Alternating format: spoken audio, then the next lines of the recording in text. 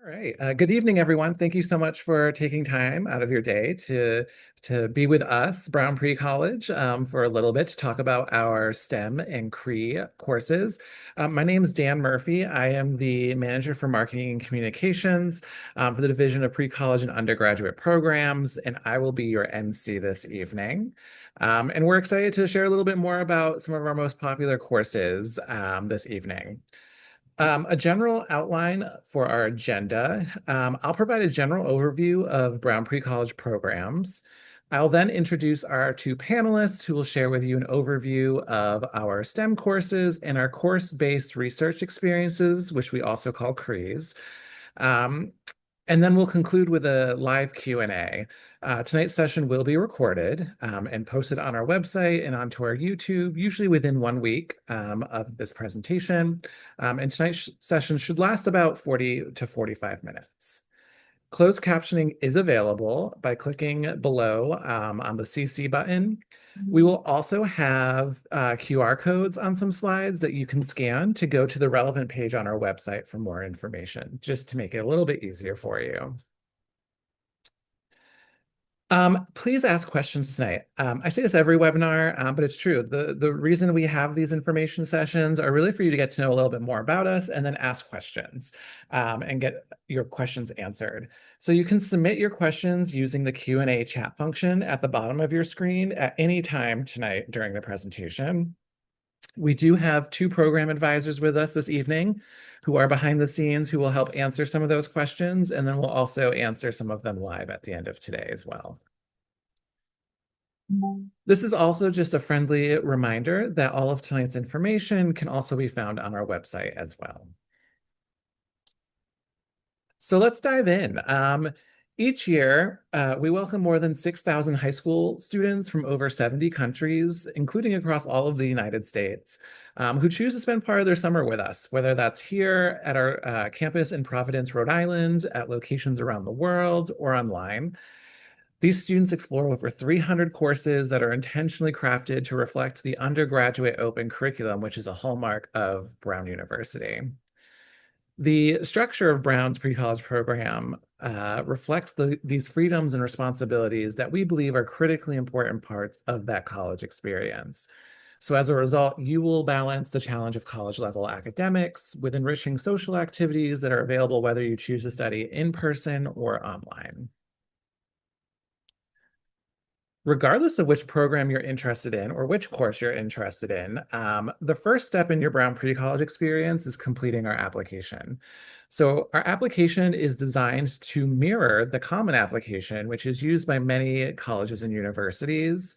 So our application will actually help prepare you for that college application process, including adding your transcripts and crafting an essay based on a unique writing prompt. Our summer 2026 application is now open, and the deadline for submitting an application is May 8th.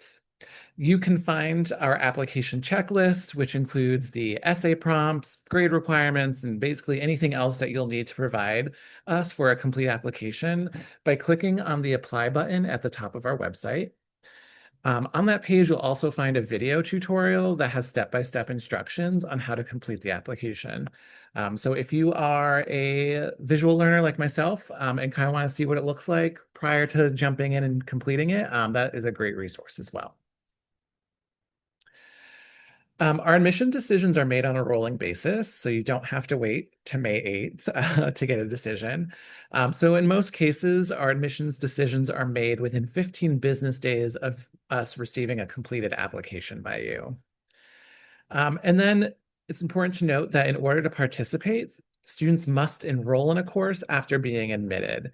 So being admitted does not mean you are enrolled in any particular course or academic program. So you would apply. If you're admitted, you would then actively go in and enroll in the course or courses that you're interested in. So now that I've provided a pretty general overview of our application process and timeline, let's transition to learning a little bit more about our STEM course offerings, including our course-based research experiences. So I'm pleased to welcome our guest this evening, who will be sharing more about these programs, Abbey Aevazelis, who is the Associate Director of Pre-College Programs and the Director of STEM Programs, and Karen Haberstroh, who is the Associate Director of Engineering Programs with Brown Pre-College. Welcome, Abby and Karen. Hi, Dan. Thank you so much for having us. Good evening, everybody. My name, as Dan said, is Abbey Aevazelis. I use she, her pronouns, and I'm really excited to be here this evening to share with you more information about not only some of the STEM course offerings that we have in conjunction with my colleague Karen, but also the course-based research experiences. So this is my 11th, actually, 11th year with pre-college, and really pleased with the quality of what we offer and what we can share with you. Karen? Thanks, Abby. Thanks, Dan. Hi, everyone. My name is Karen Haberstroh, as Abby mentioned, and as Dan mentioned. Thank you so much for being with us tonight. I'm really also excited to talk to you a little bit about our STEM offerings. And my background specifically, my title is the Associate Director of Engineering Programs, but I actually also oversee not only engineering programs, but also technology and math courses. And just an interesting sort of side note is that I have actually taught myself in the pre-college program in the online space for many years. So hopefully I'll get to share a little bit about my experience and some of the online courses as I go through as well. So one question that is often asked is how our pre-college courses mirror courses in Brown's undergraduate programs. One of the hallmarks of Brown's programs or Brown's undergraduate curriculum, as Dan mentioned, is the open curriculum. So this idea of the open curriculum refers to the fact that Brown undergraduate students actually don't have to take a set of general ed requirements during their undergraduate degree and before they graduate. That does happen at many other schools and universities. Instead, they actually develop a personalized course of study and they choose what they want to study and have the flexibility to discover what it is that they love along the way. Brown also values students taking advantage of both their breadth and depth of course offerings. So just as an example, I was actually an undergraduate engineering student at Brown. And not only did I take engineering courses, of course, and math and science courses, but I also took courses in art history, economics, philosophy, and lots of other disciplines as well. And this is something that's really a hallmark at Brown. The exciting thing is that when you're taking these classes, both within the undergraduate space and also for you in the pre-college space, you're taking these courses with world-renowned experts in those fields. Courses at Brown are also really interdisciplinary, and they often tie in with graduate and faculty research. And finally, and I would say especially for courses in STEM disciplines at Brown, there's a lot of project-based and also group learning. In a really similar way, our pre-college course offerings exist over a wide range of topical areas. And just like in the undergraduate curriculum, many of them cross disciplines as well. We really encourage students who are in our programs to explore all of our offerings and to find a class that really speaks to them. Courses are taught by graduate students and faculty who are leaders in their field, just like in Brown's undergraduate program. And these instructors are really passionate about sharing that knowledge with you as a student. Pre-college courses focus on exposure to a field and not mastery, but they are still rigorous and they do encourage independent thinking and learning. In this way, they'll help prepare you for the college environment and for college learning. One last note that I want to make is that our courses are non-credit bearing, but you will receive a certificate of completion if you successfully complete that course. So now you might ask, with so many STEM courses, what should a student consider when looking at our catalog? Well, the first thing you want to do is navigate the actual course catalog. You can get there through precollege.brown.edu. You should consider what type of program and course you want to engage in over the summer. If you're most interested in being on campus and you meet the age and grade level requirements, you can select Summer at Brown as your program type. If you want to see all that Brown Pre-College has to offer, keep the program type filter open for the most variety. Then you can help narrow the options by filtering in subject area, date, length of course, as well as format. If you try a search and you find it's too large or too narrow, just adjust your filters accordingly. You can use our search bar for a keyword search, and you'll get various results. So for example, engineering returns 22 courses, climate change gives you 15, science policy is 3 courses, Fluid dynamics is one, and science broadly gives you 67 options. So play around with words that are important to you and see what comes up. The next thing to think about is what will you be most excited about studying? What are you passionate about? How do you feel the information you will learn will help you grow or even change the world? And we have a lot of hope in this generation coming up, so we're looking forward to you figuring that out. Consider the type of experience. Do you want a hands-on course or seminar style? Do you want to be in a laboratory or a workshop environment? Do you want to conduct research? Do you want to produce a final product or a presentation as a showcase of your learning? And then find a few courses that resonate with you. I'd call them your perfect fit. And then, importantly, go outside the box. We challenge you to also look for courses that are adjacent to the area that you think you're interested in. As our courses are interdisciplinary, you can stretch your learning or understanding of what you enjoy or you're interested in pursuing by being open to new content. And then even if the course you want is full, don't limit yourself by just sitting on a wait list and hoping for a spot to open. Find a second or third choice you're just as excited about. With over 250 courses in the Summer Brown catalog, you have so many options to choose from. And if you have questions about any specific courses, our wonderful team of program advisors can help you navigate the catalog and even narrow down your choices.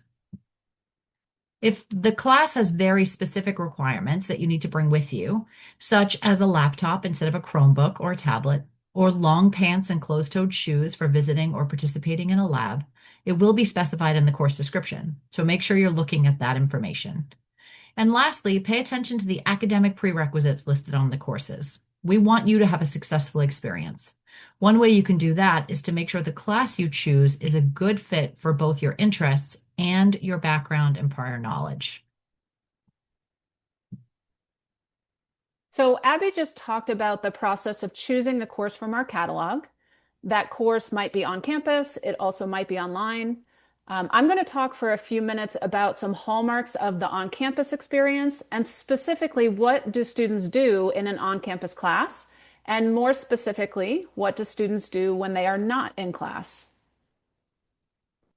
So, of course, when you're on campus, you'll spend a significant amount of time in your class each day, and you'll be engaging and learning the content that you choose with your instructor and also your peers. But you'll also be eating breakfast, lunch, and dinner with those same classmates and with other friends that you've met from all over the world. Outside of class time can also be used for things like office hours, and we'll talk a bit more about those later, homework, meeting with class groups, and reading. You should expect to have about 2 to 3 hours of homework per night, some of which might be working on a project that's building up in the class. And you should also note that some of our Summer at Brown classes include a final project and some don't. So if you know that you want to take a project-based class, you should pay attention to that in the course description. Outside of the academic work, there are a range of extracurricular activities that are planned by our student life team. And it's really important to note that these happen at all hours of the day. So it really doesn't matter when during the day that you choose to take a class, as there will definitely be extracurriculars for students to choose from throughout the day. Some of those extracurricular events are tied to the academic experience. So you might have like a career panel or a lab tour, and others will cover topics like college success and identity workshops. And finally, there are fun activities like trips to the beach and outdoor movies. And you will certainly have time for relaxing with your friends on one of Brown's beautiful campus greens. A really important point with all of these events is that students aren't required to do anything. So we will provide you with a range of options and you pick and choose what makes the most sense for you. So a theme that you might be picking up on here is that students will get out of the program what they put into the program. Finally, I want to mention that you'll have required floor meetings in the evenings. And in those floor meetings, you'll check in with your RA for curfew. And you'll also learn strategies for success in a learning and living environment. Students are required to remain in the residence halls overnight for safety. So I mentioned before that I actually teach in the online space. So I do want to talk a little bit about what STEM courses look like in that online space, and how you as a student can engage with your class and also with the material. I'll start by saying that our online classes range from 2 to 6 weeks in length, and they're offered in two different modalities. So the first is called mostly asynchronous, and the second is called blended. While all of the classes will give you the chance to engage daily with your instructor, you should think about which of these modalities makes the most sense for you when you choose a class. So if you're looking for a class that is primarily asynchronous in terms of the content delivery, but you would enjoy a few opportunities to attend optional live sessions with your instructor each week, then you should choose what's called a mostly asynchronous class. If instead you really want a course that requires live sessions that are attended by all of the students in the course each week, giving you the most real-time instructor and student engagement, you should choose the category of online courses known as blended. We do also offer hybrid courses that blend an online experience with an on-campus research-focused experience. And we'll discuss the hybrid course-based research experiences, we also call them CREs, later in this webinar.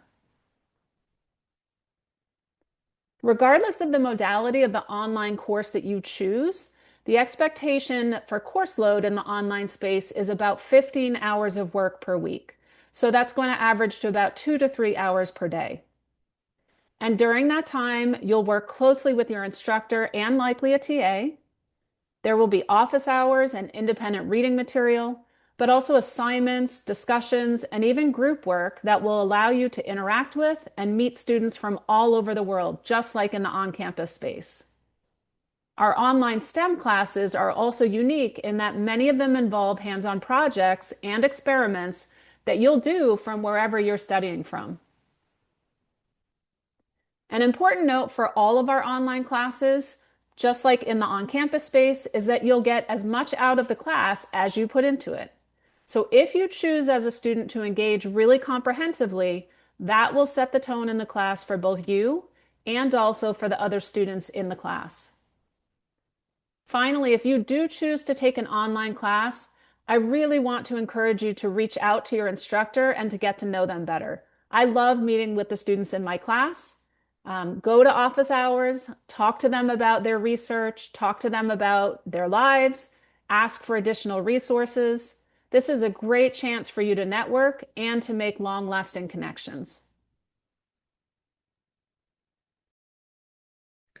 So whether you choose an online or an on-campus class, one of the things that we're very proud of is the focus on hands-on work in our STEM classes. The current course catalog highlights many STEM courses with elements of lab experiences, projects, or design experiences built in. For example, courses with laboratory work allow students to gain experience conducting experiments and gain exposure to lab methods. In these inquiry-based courses, students model the scientific process through experiments and projects that are predetermined by the instructor. There are courses in the physical sciences or computer science that allow you to design experiments, create code, explore the use of AI, and use software such as MATLAB or CAD to design and possibly build. And for courses in engineering, you might also physically build an engineering prototype using recyclable materials or equipment like a laser cutter or a 3D printer. Now, in addition to those types of experiences, we also have our course-based research experiences known as CREs. And these are for students who are specifically looking to conduct independent research projects. This is a suite of hybrid offerings that we have. So it's really important to know that these research experiences are open for students who are 16 plus as of the start of the class and can dedicate their summer to a research experience. They're 5 weeks total duration, 2 weeks online, 3 weeks on campus. For some students, a CRE might be the start of a more advanced science fair competition or an entry, or useful for a college application portfolio. Some CRE students from the summer 2025 programs are actively engaged with a high school research journal to publish the results of their research. And one of our CRE students from 2023 even presented at the United Nations on environmental sustainability and referenced her experience during the CRE course as an important step in her journey. So these research courses allow students to take a deep dive into a particular area of interest, work closely with an instructor to design and conduct independent work, and present their findings at the end of the course. So while prior research experience is not required, However, students should have a solid understanding of the scientific method and review the individual CRE prerequisites to ensure they have taken the basic requirements first. It's also just as important to have a passion for STEM, a strong work ethic, the ability to be resilient and adapt to change, and a desire to engage in a unique and rewarding research experience over the summer. All of our CRE offerings are offered as hybrid experiences, as we said. So on campus, we have these 6 CRE courses that fall in the hybrid model, where the first 2 weeks are online in that blended format. And then you come to campus for 3 weeks to conduct the rest of your research project alongside your peers that you've already met online. We have a brand new physics course on offer this year, Active Matter, Exploring Collective Behavior on a Tabletop, which is a tremendous addition to our existing portfolio of CRE offerings. So I encourage you to use our catalog and look at all of the ones we have for offer. So if you go into the catalog, you can see the full list of research offerings by clicking on Course-Based Research Experience filter on the left of the catalog. Now, one of the most important things you will learn to do as a scientist or a researcher is to communicate and share your findings with others. The CRE courses include a research symposium on the final Thursday of the program. This symposium is designed to mirror a poster session at a scientific conference. Each student researcher will be asked to design a digital poster for display during their session. Students should be prepared with a short presentation, sometimes known as a lightning talk or an elevator pitch, and they will have about 30 minutes with their poster to share their work as the audience moves through the session, interacting and asking questions. All CRE students, their instructors, and other interested parties are invited to the CRE Symposium to learn about the exciting work that's taken place in all the CRE courses. It's a great opportunity for students to highlight in the future that they have participated in a formal scientific conference experience. All right. Thank you so much, Abby and Karen, for all this excellent information. We're going to transition now to our Q&A. We saw some questions come in during the presentation. Again, if you have any questions, submit them below using the Q&A chat function. We also received some that were pre-submitted when you registered, so we're going to start with some of those questions as your questions start to come in. So I'm going to start off first, Karen. This one's for you. You mentioned office hours a little bit a few times. Could you go a little bit more into detail about like what are office hours and what do students do there? And maybe like why do you recommend that they attend office hours? Yeah, that's a great question, Dan. So I think the first thing that first of all, I know that office hours is not a very typical thing in high school. So I would not be surprised if you've never heard of it before, or even if you have heard of it, maybe don't know what it is. I think the other thing that's important to say is that maybe contrary to the name, office hours actually don't always occur in an actual office. So office hours occur in some space. It actually could be on the main green. Like you could be sitting outside on the main green with your instructor or your TA. It could be in an office, but it's not always.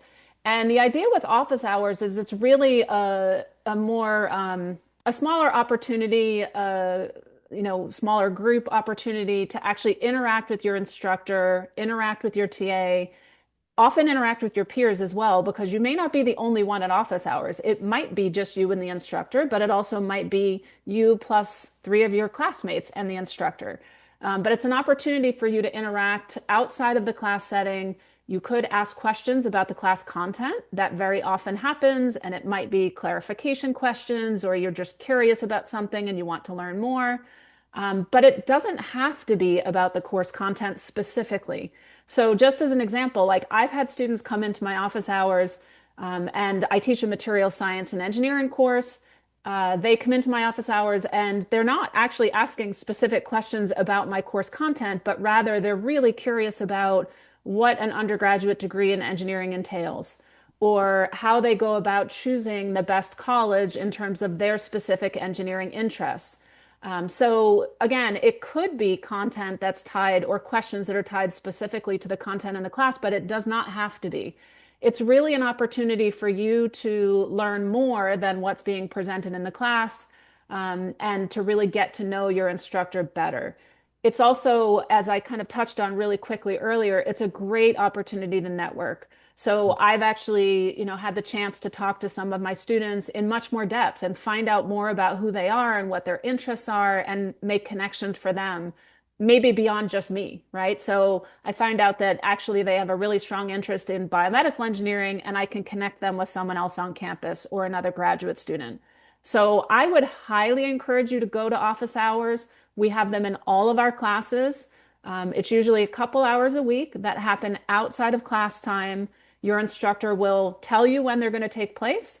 They're not required, so it really is up to you to take advantage of that, but it's a great opportunity to learn more and to network beyond what's happening in the class time. Great. Thank you. Um, let's see. Um, Karen, this one's going to be for you as well. Um, um, and Abby, maybe you can jump in as well, if you have anything to add to it. But do most STEM courses have prerequisites?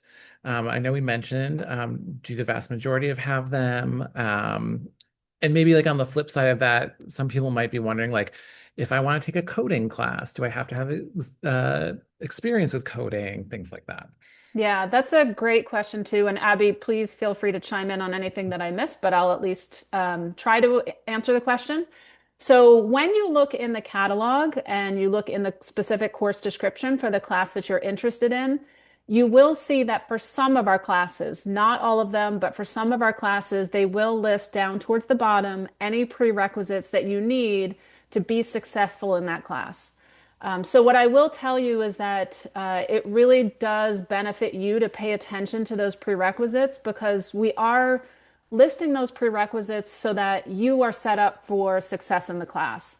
Dan just kind of gave the example of coding a second ago, and just as an example, we have a Python 2 class, which it's going to be difficult to be successful in a Python 2 class if you've never seen Python or any coding at all before. So there Mhm. is a prerequisite listed under that course, and it does talk about what sort of coding experience you'll need to have to be successful in that class. So I would absolutely pay close attention to the prereqs, make sure that you have those courses and or content areas, because again, the idea is for you to get as much as possible out of the class and to be successful. On the flip side, I will also tell you that we have many courses that are really designed to be introductory in nature. And likewise, they will, number one, not list a prerequisite. And so you'll know just from that alone that this is a course that you can dive into no matter where you're starting from in a background level. But also, very often they will, even in the title or somewhere in that course description, they will say something like this is an introduction to engineering or an introduction to whatever that content matter is.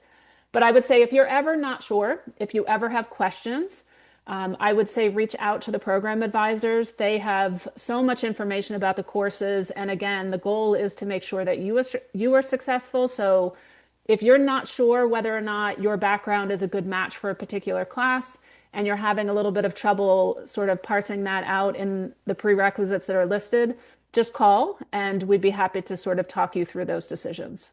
Abby, I don't know if I missed anything and if there's anything you want to add. No, that was absolutely great. Thanks, Karen. Awesome. Thank you. Abby, we're seeing common questions coming in and pre-submitted around like, how many courses can I take at the same time? Do you recommend taking more than one course at the same time? And I think a common question we get every year is, can I take another course if I'm taking a Cree course? So any insights? That was a big bubble of questions about how many courses can I take? Thanks, Dan. So let's start with the first one. If you are interested in taking a research course, don't forget that you have to be 16 plus to take a research course, one of the CRE courses. So if you're not yet 16, that's okay. You can look at some of the other amazing STEM courses that we have on offer. But if you will be 16 at the time of the course, you can certainly consider the research options. And no, you absolutely may not take another course while you are taking a CRE course. And it's because they are so intensive. You are doing unique research, something that has not yet been done. So part of what you do in the first 2 weeks is you do a deep dive with your instructor into not only the background material of the content, so whether it's nanotechnology or antibiotic drug discovery or fast fermenters and learning all about yeast, no matter what the content is, you're doing a deep dive into the content. You're also learning research methodologies. You are scouring the literature to see what has been done already and what is still out there as an unanswered question. And of course, there's so many. And then you work with your instructor and the TAs to propose a experimental design that is testable within the 3 weeks that you have on campus. Then you come on campus, you're in class 3 hours a day, you have that homework 2 to 3 hours a day outside of class. And likely where your research course is, you're spending some time really honing and making sure your project is ready to go. And then don't forget, you only have the 3 weeks to work on it and get your findings and present at the end. So very exciting opportunity, but definitely you do not have time for another class. With that being said, in terms of taking our more traditional Summer Brown courses, as program directors, Karen and myself, we highly recommend that you choose one class that you're excited to take and you take that class. And this is because you are in class 3 hours a day, you have homework 2 to 3 hours a day. So that's 6 hours already of your day taken up. And there are these amazing co-curricular experiences that you can participate in. You're going to meet some incredible new friends. You're going to want to check out the amazing resources Brown has to offer, like the library, or walk up and down Thayer Street, explore Providence. There are many things that you're going to want to experience. And a lot of it is learning what it's like to be on a college campus. This is a pre-college experience. So we want you to get everything, both in the classroom and out of the classroom, in that experience. If you take two classes, which is feasible, as long as one of them is not a research course, if you take two classes, you can do it, but we would highly recommend that you take a 1 week, a very short duration class, maybe alongside a longer class. You also should be very careful on your first day that you get an assessment of what both courses are going to be like, how much is expected of you, and then realize for that week or so, you will be in class 6 hours a day with an expectation of up to 6 hours of homework. So all those really fun things that you want to do outside of class will have to take a back burner to the academics during that time period. So for all those reasons, we're going to recommend that you choose one course and you take that one course while you're here. But technically, as long as it's not a research course, you are eligible and able to take more than one while you're on campus. Great. Thank you, Abby. Yeah, we definitely want you to enjoy your experience with us on campus and enjoy part of the college experience is the outside of the classroom experience. And we don't want you to be super stressed when you're here for only, 2 or 3 weeks. So thank you, Abby.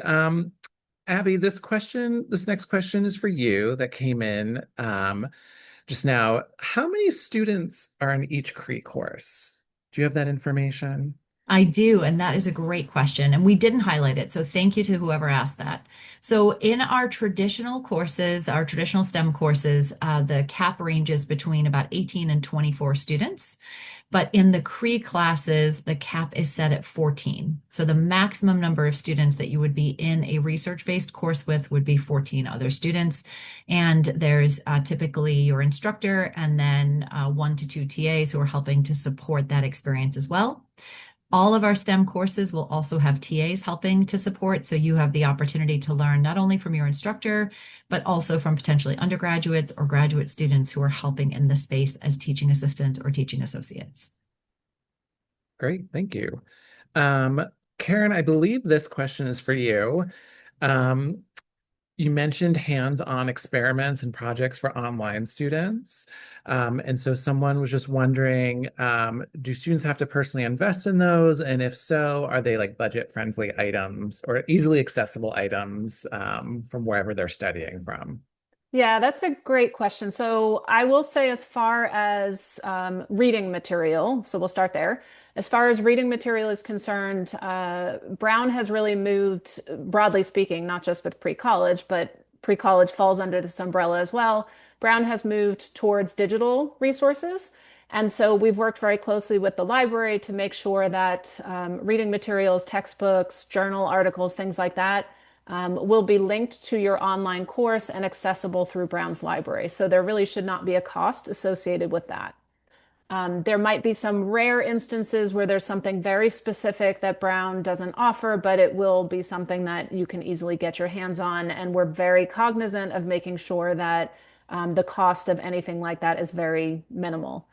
But again, it's rare in that case. I did also highlight the fact that we tried very hard in our online STEM courses to make sure that we have at-home experiments. And so, for example, in my material science class, the students are actually doing experiments at home to measure the mechanical properties of materials.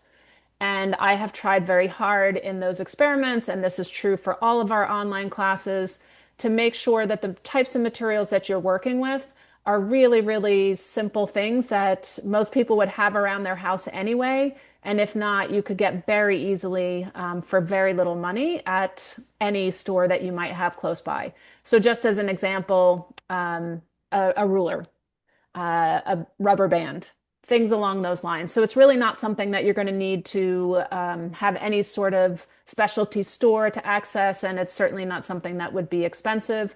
And in fact, in a lot of the engineering courses, when we talk about things like prototypes, we're encouraging students to honestly sift through their recycling bin at home and to find cardboard and find might be a milk jug, whatever it is, like find some old recycled materials that you can repurpose and use for that particular project. So bottom line is there will likely be materials that you need for online STEM courses, but those materials will be easy to access, and very often things that are already in your home that don't require you to even step outside and go to the store at all. Great. Abby, lots of career questions. Here's one that was pre-submitted, which was, how much independence do students have when choosing or shaping their original research question in a career course? Thanks, Dan. That's a great question. So, as I indicated, during that first 2 weeks, not only are you learning the background, you're doing a deep dive into the literature, and you are coming up with questions that you feel are unique that are not yet answered by science. You bring those to your instructor, and then together you work with the instructor and the TAs to determine if that question is a feasible question in the limited amount of time that you have, because don't forget your research is taking place in 3 weeks on campus. So there might be some absolutely incredible, amazing questions that you just can't answer, but that's okay because guess what? You have your future after you've taken the CRE where you can springboard with the information you learn while you're in the class and hopefully continue your research after. So what you're looking at in these is the ability to choose the topic based on the course content, choose the specific question that you want to answer, and then you work with your instructor to make sure that it's feasible within the time period. Sometimes you have to narrow it down, but you do have independence in what you want to study. Great. And one more career specific question, Abby. Someone's wanting to know, how will attending and participating with the career program help students prepare for a college education? So I think attending any of our courses will help a student prepare for a college education. So I think really the entire experience, if you look at it holistically, not only what you're getting within the academics, but also what you're learning outside of the classroom, learning to navigate a roommate, figuring out how to go to the dining hall and not just eat French fries and ice cream every single day, but make some healthy choices, drink water to stay hydrated, do your laundry, super exciting. I love that the parents are going to be excited about that one. So there's many wonderful things that you're going to get out of participating in a course like this, or in a program like this, I should say. And then specifically, the course that you take is really going to give you some interest and some inside knowledge, whether it is a topic you want to continue or not. Believe it or not, we've had students take our 3-week introduction to medicine, so you want to be a doctor class, and they've come up afterwards and they've said, no, I don't. I just don't. And funnily enough, we've had parents say, thank you. Thank you for helping my child figure out what they wanted to do so quickly. So you may take a subject that you think, you know what, this was cool and I'm excited that I learned about it, but it's not really my thing. That is amazing to have the opportunity to figure that out at the age that you are right now. And then you may take a course and you may say, this is incredible. And I can't believe that I've only scratched the surface and I want to know so much more. And this is what I want to do. And that is also a wonderful outcome. So, really, any course that you take will help prepare you for the college experience. And then, specifically thinking about the research courses, because that's where this question came from. If it is a subject that you want to continue doing research in, you've got a leg up because you already have some content, some background, you've done the research. And if you realize research is your thing, you also have that ability to be able to move forward, knowing already how to look in the literature, how to search, how to propose an experiment that's actually testable. You'll understand research methodologies. You will have done an elevator pitch, your poster presentation. You'll just have a lot of skills in your tool belt already that you'll be able to use in the future. Right. Um, and then I just want to be mindful of time. Abby, I have one more question for you. A lot of questions are coming in about um, how does some of maybe this information different for like STEM 910, things like that. So specifically though, does the information mentioned tonight just about in general how STEM classes are structured and work, um, is that also applicable to STEM 910? And then maybe if you could give like a brief elevator of if you're a rising 10th grader, and you're trying to choose between one of these options that we talked about tonight, outside of CRE, and STEM 910, how would you help someone make that decision or help them think about that decision? So excellent question, Dan. I love talking about the differences between us, Summer Brown and STEM 910. And remarkably, we had a STEM 910 webinar just a couple of weeks ago. So if folks are interested in hearing a lot more detail about STEM 910, please know that that's accessible on our channels and you can access it. But really, for STEM 910, what we talked about in terms of being in class 3 hours a day, there's homework, having an opportunity to do project-based or hands-on work, a lot of the philosophy around how we build and design STEM courses, that goes across the board for every STEM course that you would find within pre-college. What is unique and specific to STEM 910 from an academic perspective is you not only have the morning classes, but you also have an additional 2 afternoons per week. So you spend about 21 contact hours per week with your instructor instead of 15 within Summer Brown. You have 12 or so hours over 2 weeks of homework rather than that 3 hours per day. But that's because you build to a final academic project that you will present for your peers and your family. So families are welcome to come join us on the final day, and we do a project of learning showcase. So academically, that's what's happening. You still have office hours. In fact, there's an office hour that you go to in a dedicated space called Collaboration Station. So there's a lot of structure academically. And then the biggest piece that is different is outside of the classroom. And this is that STEM 910 is a much more structured program. So you are kept together as a cohort on the nights and weekends. So while in Summer Brown, you have all these activities to choose from, and you can choose to do none of them. You can choose to do something tonight and nothing tomorrow night because you're hanging out with your friends, or you can go to the movie or the campus dance. You just have a lot more freedom and flexibility. In STEM 910, you go through a rotating series of events with a cohort of about 50 other students. And so you could go bowling or rock climbing, go to an escape room, but they are predetermined activities that you rotate through over the 2 weeks. So if I typically say to a rising 10th grader, if you are very independent and you are used to navigating public transport on your own, you feel like you can get around on your own, you don't need that level of structure and support, then I would encourage you to look at Summer Brown. If this is your first time away from home, parents, if this is your student's first time away from home, you should look at the structure and support that's built into STEM 910. Students are still challenged academically, but they just have a lot more contact hours directly with the resident assistants, with the RAs, throughout the evenings and also on the weekends. So really, they're just structurally a different program in the out of the classroom space.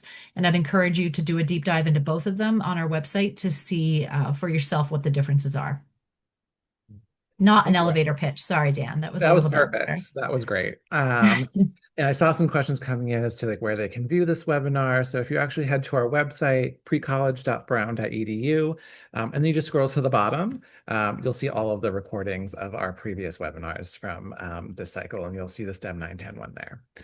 And then I'm going to take the very last question, which is cost for courses and our financial aid scholarship opportunities available. Great questions. If you head again to our website, precollege.brown.edu, at the top, you should see, I think it's costs and aid, dates and aid. I forget the exact wording, but you click on that, and then you'll be able to see um, a table that has all of the different programs that we provide and lengths of courses. So you'll find the type of length of course you're looking for, and it'll tell you the date, the cost. And then scholarship information, financial aid information is also available on that page. Um, so we have two more webinars coming up for Brown Pre-College 2026. In 2 days from now, we'll be having our humanities and social sciences courses. So if you are interested in STEM, but also potentially a humanities and social sciences course, join us on Thursday at 7 p.m. Eastern to learn a little bit more about that. And then in 2 weeks, we'll also have a session that is exclusively focused on our online courses and what to expect from online courses as well. A lot of questions came in. A lot of questions were pre-submitted. We tried to answer as many as we possibly could. If we were not able to get to any of your questions or any questions come to you after this presentation, please reach out to us. Email us at precollege@brown.edu or give us a call. As Karen mentioned earlier this evening, our program advisors are fantastic. They know the ins and outs of programs. No question is too small or too big. They really are the encyclopedias. And so they will help navigate and answer any questions that you have. And then lastly, if you don't already, follow us on social media at Brown Pre-College. We try to highlight that student experience. And we showcase a lot of student highlights on there, including one just the other day on a student who took a STEM course at Brown and was recently published a journal article with their instructor from Brown Pre-College. So definitely give us a follow there. Karen, Abby, thank you so much for spending part of your evening to share all about STEM and CRE courses. And thank you to everyone out there who has joined us this evening. We appreciate you taking time to get to know a little bit more about us. And again, if you have any questions, feel free to reach out.